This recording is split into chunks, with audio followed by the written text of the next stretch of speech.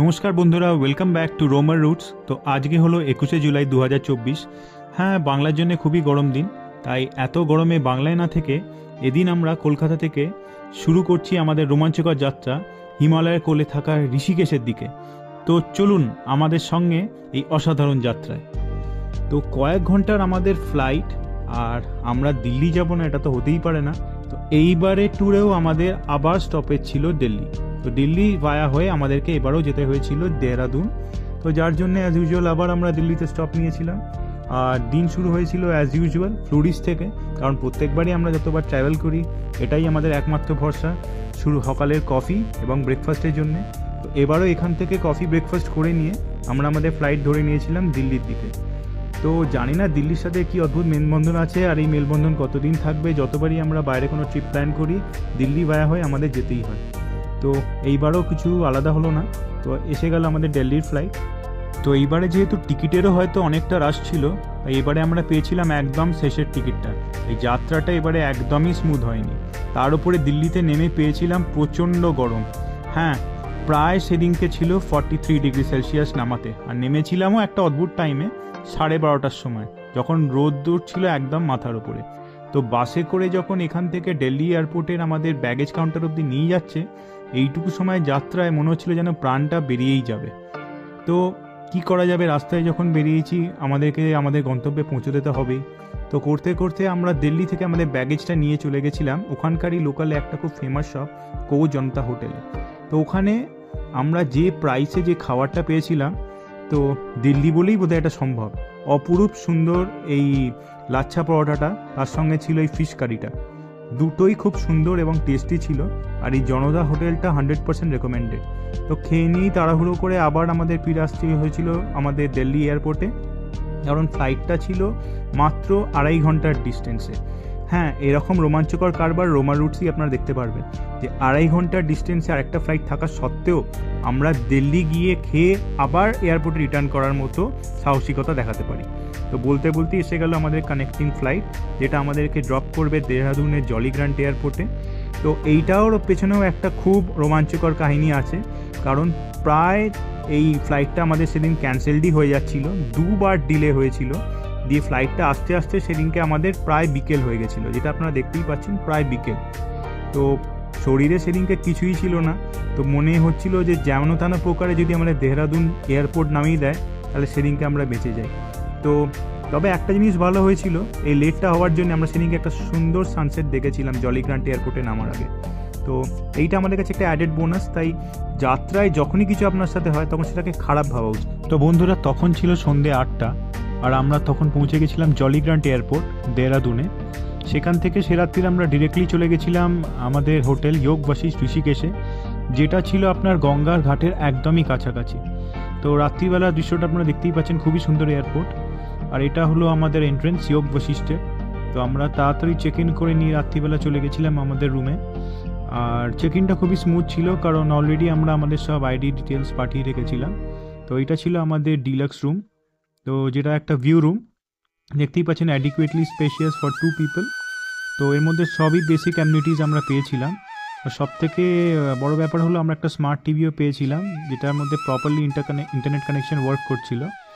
তো এখান থেকে আমি আপনাদের মর্নিং ভিউটা দেখিয়ে দিচ্ছি আমাদের হোটেল থেকে, একটি সুন্দর ভিউটা। এখান থেকে পুরোপুরি আমরা আশপাশের যে আদার হোটেল কমপ্লেক্সগুলোও আছে সেটার একটা সুন্দর ভিউ। বাঁদিকে পাহাড়, আর আমাদের হোটেল থেকে ঠিক বেরিয়ে গিয়ে রাইট হ্যান্ড সাইডে একটু গিয়েই ছিল আমাদের পরমার্থ নিকেতনের দিকে যাওয়ার রাস্তাটা। তো একদম আমাদের যা যা রিকোয়ারমেন্টস ছিল এই হোটেলটা প্রায় সবই মিট করতে পেরেছিল। তো খুবই ভালো এক্সপিরিয়েন্স, আর 100% রেকমেন্ডেড এই হোটেলটা আমি বলবো। তো সেদিন সকাল সকালই বেরিয়ে গেছিলাম আমাদের হোটেল থেকে, কারণ চেক আউট করিনি, কারণ মেনলি সেদিন থেকে আমাদের সাইট সিইং শুরু ছিল। তো ব্রেকফাস্ট করতে সেদিন বেরিয়ে গেছিলাম আমাদের, এটা দেখতে পাচ্ছেন হোটেলের ঠিক পাশ দিয়ে এই মেন রাস্তাটা বেরিয়ে গেছে, যেটা পরমার্থ নিকেতনের দিকে যায়, যেখানে আবার সেদিনই সন্ধ্যেবেলা ফিরে এসেছিলাম ওখানকার সন্ধ্যা আরতি দেখবার জন্যে।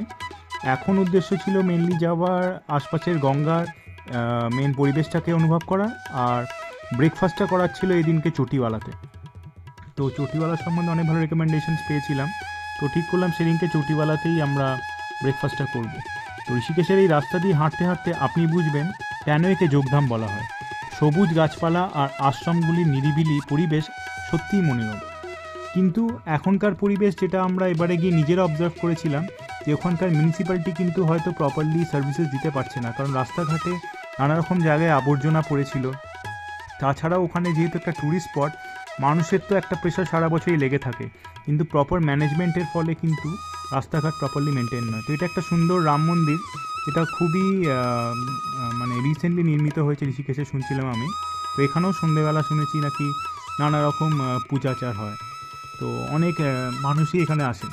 আর এইটা ছিল সেই জুস শপটা, যেখানে সন্ধ্যেবেলা আমরা পরমার্থ নিকেতন দেখার পর আমাদের ডিনারটা আমরা এখানেই করেছিলাম।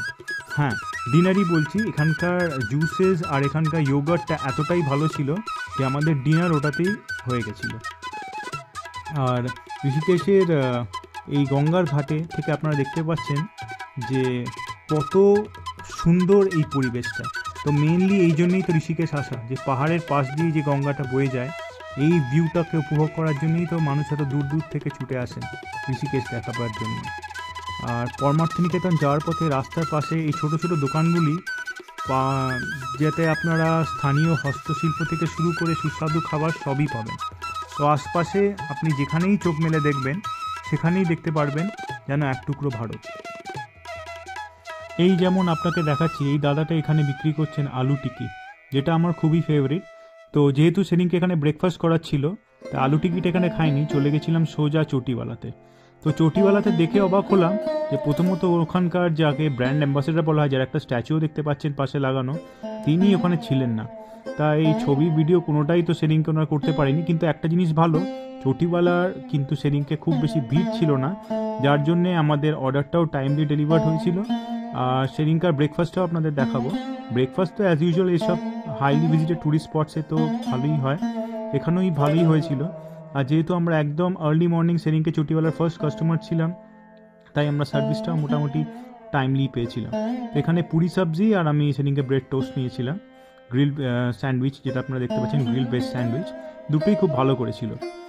আর তারপর আমরা কিছুক্ষণ দেখে নিয়েছিলাম এনাদের পাশেই একটা আশ্রম, যেখানে নানা রকম মঠ থেকে সাধু সন্ন্যাসীরা এসেছিলেন। সেদিনকে তাদেরকে বোধহয় ভোগ নিবেদন করা হচ্ছিল। তো তারা দেখতে দেখতেই আমাদের ক্যাবও চলে এলো, আর ক্যাব আমাদের নিয়ে গেছিলো ঋষিকেশের রাস্তার ওপর দিয়ে বিভিন্ন ভিউ স্পটস দেখাতে দেখাতে আমাদের প্রথম গন্তব্যস্থল। হ্যাঁ, সেদিন আমাদের প্রথম গন্তব্যস্থল ছিল বশিষ্ঠ গুহা, যেটা সম্বন্ধে আমি খুব কম জায়গাতেই জেনেছিলাম। ঋষিকেশে এটা জেনারেলি খুব ফেমাস ভিজিটিং স্পট তো নয়, কিন্তু ওখানকার কিছু লোকাল মানুষ আমাকে এই জায়গাটা খুবই রেকমেন্ড করেছিলেন। তো এখন আমরা যাচ্ছি প্রাচীন ঋষি বশিষ্ঠের গুহা, যা ঋষিকেশের কিছুটা দূরে অবস্থিত। এখানে এসে প্রকৃতির নিবিড়তা অনুভব করা যায়। তো এখানে একটা ছোট ব্রেক নিয়ে একটা আখের রস দুজনে অল্প অল্প খেয়ে নিয়েই আমরা চলে গেছিলাম বশিষ্ঠ গুহাতে। বশিষ্ঠ গুহাতে যাওয়ার রাস্তাটা আপনাদের দেখিয়ে দিচ্ছি। এটা যেহেতু একটু নিচের দিকে, তাই অনেকগুলো সিঁড়ি ভেঙেই আমাদের নিচে নামতে হয়। তো একটু সিনিয়র সিটিজেনদের জন্য ডেফিনেটলি এটা আমি বলবো নট রেকমেন্ডেড, কারণ প্রায় অনেকগুলো সিঁড়ি ভাঙতে হয় এখানে, আর সিঁড়িগুলো যথেষ্ট খারাপ। তো যদি ওইটুকু ফিজিক্যাল ফিটনেস থাকে, তাহলে আপনাদের দেখিয়ে দিচ্ছি মোটামুটি কতটা আপনারা ওয়াক নিলে পৌঁছে যাবেন আলটিমেটলি আপনাদের বশিষ্ঠ গুহার দিকে। তো দেখতেই পাচ্ছেন, তো আমরা চলে এসেছি ঠিক বশিষ্ঠ গুহার সামনে। আর বলাই বাহুল্য, জায়গাটার পরিবেশ তো আমার খুবই ভালো লেগেছিল, কারণ এটার তো একটা বিশাল হিস্টোরিক্যাল সিগনিফিকেন্স আছে। এই কারণেই, কারণ আমাদের যোগগুরু যোগ বশিষ্ঠ এখানে নাকি অনেকগুলো বছর সাধনা করেছিলেন এই গুহাটার ভেতরে। যেই গুহাটা সোজা গেলেই আপনারা দেখতে পাচ্ছেন, এই গুহাটার ভেতরেও কিছুক্ষণ গিয়ে বসার আমাদের সৌভাগ্য হয়েছিল। আর বসে যে এক্সপিরিয়েন্সটা আমরা পেয়েছিলাম, ওটা কোনোভাবেই ভিডিওতে বা আপনাকে বলে বোঝানো সম্ভব না। এটাকে কমপ্লিটলি এসে আপনাকে ওই কিছুক্ষণ সময় এখানে ব্যয় করলেই আপনারা বুঝতে পারবেন। তো ওই টাইমটা কিছুটা অল্প মেডিটেশন করে নিয়ে আমরা চলে গেছিলাম সামনেই আর একটা বিখ্যাত স্পটে, যেটা সম্বন্ধে লোকাল লোক ছাড়া আপনাদেরকে হয়তো ওখানকার মানে যারা আপনাদের গাড়ি চালিয়ে নিয়ে যাবেন তারাও বলতে পারবেন না। সেটা ছিল অরুন্ধতী গুহা। তো এই অরুন্ধতী গুহাটা হলো এক্স্যাক্টলি আপনাকে বশিষ্ঠ গুহার এরিয়াটা থেকে বাইরে বেরিয়ে গিয়ে এই নদীর ধার ধরে হাঁটতে হাঁটতে যেতে হবে। কিছুটা গেলেই আপনি ডান দিকে পাবেন এই অরুন্ধতী গুহার যাওয়ার রাস্তাটা। তো জায়গাটা গিয়ে আমার খুবই ভালো লেগেছিল, কারণ এটাতে এতটুকু ট্যুরিস্টদের কোনো প্রেশার ছিল না, আর এত সুন্দর পরিবেশ যে গুহার ভেতরে গিয়েও যদি আপনি কিছুক্ষণ সময় একান্তে নিজের সাথে বসে মেডিটেশন করতে চান, তো মেডিটেশন করার জন্য আদর্শ পরিবেশ। তাই এখানে আমি প্রায় 1 ঘন্টার কাছাকাছি বসে মেডিটেশন করেছিলাম। তো এটাও একটা অদ্ভুত এক্সপিরিয়েন্স আমার। তো এরপরই সেদিনকে বশিষ্ঠ গুহা ছেড়ে চলে গেছিলাম আমাদের বাকি সাইট সিইং স্পটসগুলোতে। তো আজকের ভিডিওতে এই অবধি। তো আমাদের প্রেজেন্টেশনস আর ভিডিও যদি আপনাদের ভালো লেগে থাকে তো কাইন্ডলি আমাদের চ্যানেলটাকে সাবস্ক্রাইব করুন, লাইক করুন, শেয়ার করুন, আর আপনাদের আশীর্বাদ আমাদের জন্য খুবই গুরুত্বপূর্ণ। Thank you.